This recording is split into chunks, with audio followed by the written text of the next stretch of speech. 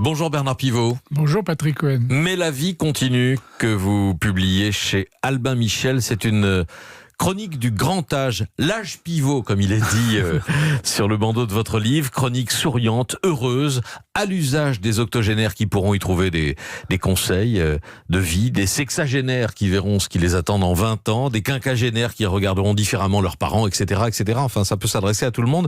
Mais pourquoi vous êtes-vous inventé un personnage, un autre vous-même? C'est par pudeur, par refus de raconter votre intimité ou pour faire travailler votre imagination, pour écrire un roman? Un peu tout ça, c'est un peu tout ça. C'est-à-dire que dire je et parler de sa vieillesse, de ses rhumatismes, de ses arthroses, franchement c'est un petit peu, je sais pas, c'est un peu embêtant.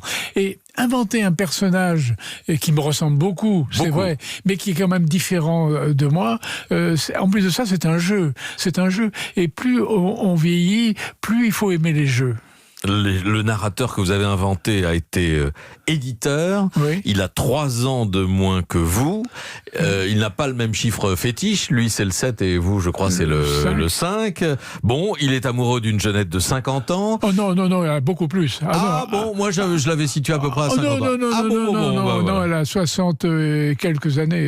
Très bien. Bon, voilà, je l'avais rajeuni de 10 ans. Bon, et puis il participe à la confrérie des JOP, les jeunes octogénaires parisiens, ce qui donne lieu à des portraits pittoresques. Forcément, au fil des pages, on se demande quel est le pourcentage de vrai que vous avez mis dans le livre. Tout est vrai. Alors, la nonagénaire, elle est vraie. Ah oui, alors ça, on va en parler, c'est un portrait formidable. Et puis les autres sont des composantes. Oui. On prend tel caractère d'un homme que je connais ou d'une femme que j'approche, etc.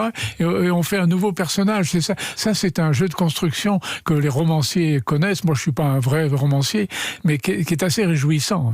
Mais vous avez lu suffisamment de romans dans votre vie aussi pour en connaître quelques ficelles, Bernard Pivot. Octo, donc c'est votre compagnon, votre alter ego, vous en parlez. Bon, il est mon vieux copain. Vos vieux copains, il est octogénaire comme vous. Et puis il y a une nonna, et c'est un portrait formidable, vieille dame de 95 ans, pleine de fantaisie, de coquetterie, de curiosité et de gourmandise pour la vie. Et donc voilà, on est ravis d'apprendre qu'elle existe.